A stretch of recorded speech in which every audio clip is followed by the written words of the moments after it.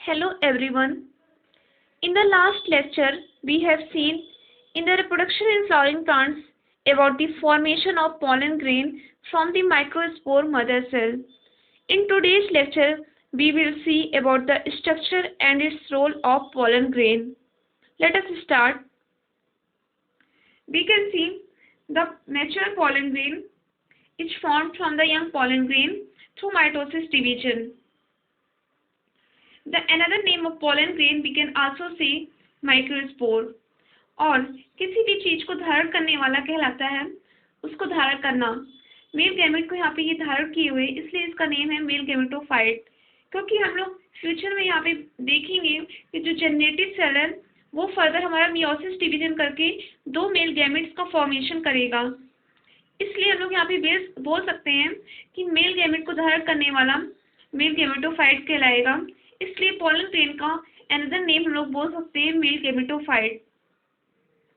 कभी भी बायो में किसी भी टर्म्स में अगर उसके सफिक्स में फाइट आता है तो इसका मीन आप लोग समझ सकते हैं, अपने से निकाल सकते हैं तो उस नेम के आगे जो लगा हुआ है उस चीज को वो धारण किए हुए है, लिए हुए है। यहाँ पे पोलन ग्रेन को मेल गैमेट्स को बियर किए हुए है, इसलिए इसका नेम हम लोग बोल सकते हैं मेल गैमेटोफाइट। इसके स्ट्रक्चर से हम लोग आसानी से अंदाजा लगा सकते हैं कि जो इसका स्ट्रक्चर है वो स्पेरिकल स्ट्रक्चर है, स्पेरिकल शेप का है। तो जनरली ये स्पेरिकल शेप्ड है और इसके इंटरनल स्ट्रक्चर की स्टडी हम लोग अपने नेकेड आइज से नहीं कर सकते हैं। इसलिए हम लोग वो समझ सकते हैं कि बहुत ही स्मॉल होगा, that is 25 to 50 micrometres, means 10⁻⁹ metre. इतना छोटा इसका स्ट्रक्चर होता है। In the last lecture we have seen about the microspore tetrad, the structure. Microspore tetrad further यहाँ पे इंडिविजुअल माइक्रोस्पोर बना लेता है और ये इंडिविजुअल माइक्रोस्पोर की स्टडी हम लोग यहाँ पे आज के लेक्चर में करेंगे। जो इंडिविजुअल माइक्रोस्पोर है फर्दर माइटोसिस डिवीजन करके जो मैच्योर पोलन ग्रेन बना लेता है। यहाँ पे हम लोग इसकी यंग स्टेज के बारे में बात कर रहे हैं। तो यहाँ पे वैक्यूल्स प्रेजेंट है और सेंट्रली लोकेटेड न्यूक्लियस है। जो न्यूक्लियस है फर्दर हमारा एसिमेट्रिक स्पिंडल एंड डिवीजन करके टू सेल में डिवाइड हो जाता है। One of the largest cell that is vegetative cell and the smallest cell that is generative cell. Generative cell it is spindle shaped like structure, ये spindle आकार का होता है। और जो वेजिटेटिव सेल है वो ट्यूब शेप्ड, इसकी जो न्यूक्लियस होती है वो ट्यूब लाइक स्ट्रक्चर होती है। इसलिए कभी भी क्वेश्चन में अगर पूछे ट्यूब सेल तो आप लोग घबराइएगा नहीं, वेजिटेटिव सेल के बारे में जिक्र करेगा। और जेनेटिव सेल ना पूछ के स्पिंडल शेप पूछे तो भी आप लोग समझ जाइए कि जेनेटिव सेल के बारे में पूछ रहा है। जो हमारा वेजिटेटिव सेल है और जेनेटिव सेल है दोनों में एक सिमिलैरिटी पाई जाती है कि दोनों का जो साइटोप्लाज्म होता है वो दोनों में डेंस होता है। और जो वेजिटेटिव सेल है ये रिजर्व फूड मटेरियल रखे रहता है जो कि हमारी जेनेटिव सेल को प्रोवाइड करता है। क्यों जेनेटिव सेल को प्रोवाइड करता है? क्योंकि जेनेटिव सेल में दो मेल गैमेट्स फ्यूचर में हमारी बनती हैं, इसलिए इसे नरिशमेंट की जरूरत होती है। तो ये वेजिटेटिव सेल नाम से आपको क्लियर हो जाएगा, वेजिटेटिव मतलब वेजिटेबल मतलब नरिशमेंट प्रोवाइड करना। तो वेजिटेटिव सेल बड़ा होता है और बड़ा होने के साथ साथ मतलब ये घर का मालिक होता है, मतलब खाना पाना पीना ये प्रोवाइड करता है किसको? जनरेट हो रहे सेल को। जनरेट हो रहे सेल्स कौन से हैं? हमारे दो मेल गैमेट्स जो हम लोग इस प्रोसेस में बना रहे हैं।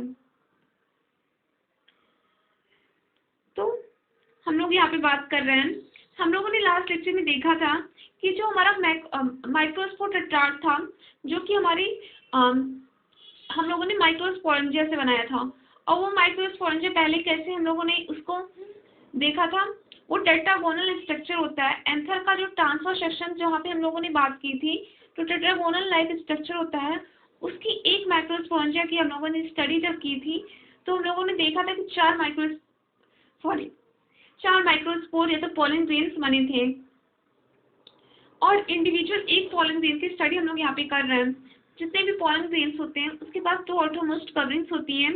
जो आउटरमोस्ट कवरिंग है वो एंजाइम जो one of the hardest resistant organic material का बना हुआ होता है, जिसको डिग्रेड करने का सब्सटेंस अभी तक नहीं बना है। न ऐसा कोई केमिकल्स, ना कोई एंजाइम्स, ना कोई एल्कलाइन मीडियम, ना कोई एसिडिक मीडियम अभी तक नहीं बना है। इसके इस नेचर की वजह से इसको हम लोग फॉसिल की तरह भी इस्तेमाल करते हैं। फॉसिल की तरह इसलिए इस्तेमाल किया जाता है क्योंकि हम लोग लेटर स्टडी में ये ना नष्ट होगा ना डिस्ट्रॉयड होगा। तो इस तरीके से हम लोग फ्यूचर में एजुकेशनल सेक्टर्स, म्यूजियम्स और स्टडी के पर्पज से इस स्पोरोपोलिन नामक ऑर्गेनिक मटेरियल की प्रेजेंस की वजह से हम लोग इसको बाद में भी स्टडी कर सकेंगे। अगर क्वेश्चन में लास्ट के कुछ ईयर से भी नीट में क्वेश्चन पूछा गया था कि किस सब्सटेंस की वजह से हमारा जो एंजाइम का लेयर है वो हार्डेस्ट माना जाता है, तो due to sporopollenin organic material की वजह से। तो जो हमारा जो ऑटोमोस्ट लेयर होती है एंजाइम की, इसकी जो लेयर होती है डिसकॉन्टिन्यूअस होती है। तो डिसकॉन्टिन्यूअस होती है क्योंकि इसमें जो होती है कुछ jump pores like structure present होते हैं। आप लोग देख सकते हैं इस फिगर में कि आउटरमोस्ट लेयर पे कुछ छिद्र दिखाई दे रही है आप लोगों को, है ना। तो ये छिद्र जो है जंप पोर कहलाती है। ये जंप पोर का क्या फंक्शन है बता सकते हैं आप लोग? कमेंट में बताइएगा जरूर। तो फ्यूचर में जब हमारी 2 मेल गैमेट्स यहाँ पे अंदर बन रही होती हैं वो निकलेंगी भी, तो अगर नहीं निकलेंगी तो फर्टिलाइजेशन कैसे होगा?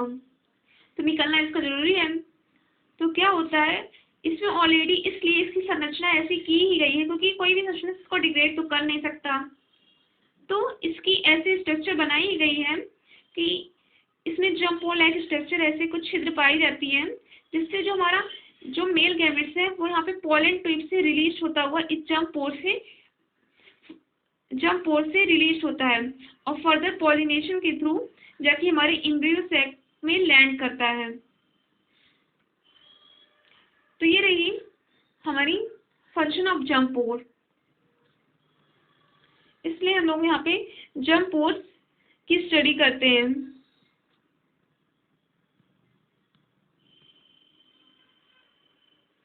और जो इनरमोस्ट लेयर होती है ये इंटाइन नामक कंपोनेंट की बनी होती है, और जो इंटाइन होता है हमारा थिनेस्ट लेयर होता है और ये कॉन्टिन्यूस लेयर होते हैं। इसमें कोई भी पोर्स लाइक स्ट्रक्चर नहीं प्रेजेंट होती है, कॉन्टिन्यूस लाइनिंग होती है।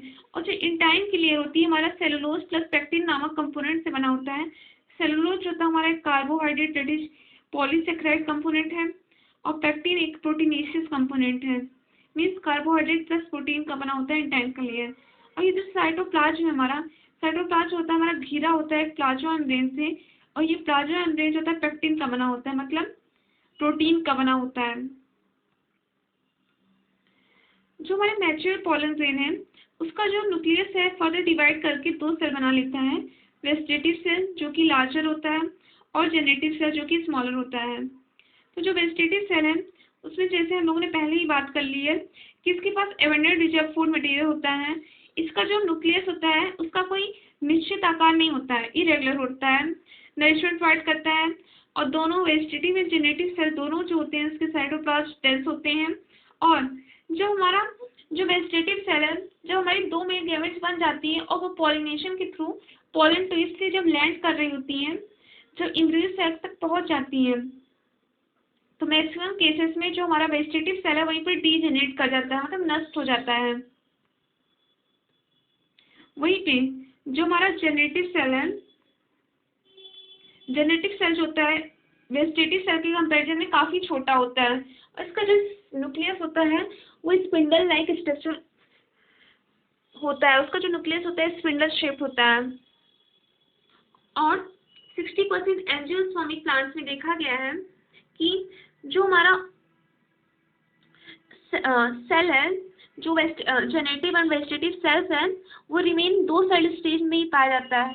मतलब जेनेटिव सेल जो होता है पोलन ग्रेन के स्टेज में मियोसिस डिवीजन नहीं करता है।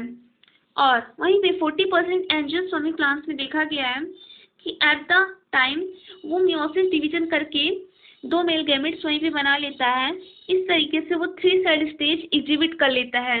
इसलिए 40% एंजियोस्पर्मिक प्लांट्स में हम लोग बोलेंगे कि वो 3 सेल स्टेज में पाया जाता है, और वहीं पे 60% में 2 सेल में। ये 2 मेल गैमेट्स कब बनाता है? ये पोलन ट्यूब में फर्दर मियोसिस डिवीजन करके 2 मेल गैमेट बना लेता है। इस फिगर में हम लोग देख सकते हैं कि माइक्रोस्पोर टेट्राड इंडिविजुअली माइक्रोस्पोर बना रहा है, और ये इंडिविजुअल माइक्रोस्पोर जब मैच्योर हो जाता है तो vegetative cells, that is tube cells और the vegetative cells and the generative cell का निर्माण करता है। वहीं ये पॉलन ट्यूब से ये जो दो मेल गैमेट्स जेनेटिव सेल से मियोसिस डिवीजन के द्वारा बन रही हैं, वो दो मेल गैमेट्स पॉलन ट्यूब से जाके लैंड हो रही हैं किस पे, फेदरी स्टिग्मा पे, एम्ब्रियो सैक के। इस तरीके से हम लोगों ने फॉर्मेशन ऑफ मेल गैमेट्स का प्रोसेस पढ़ लिया।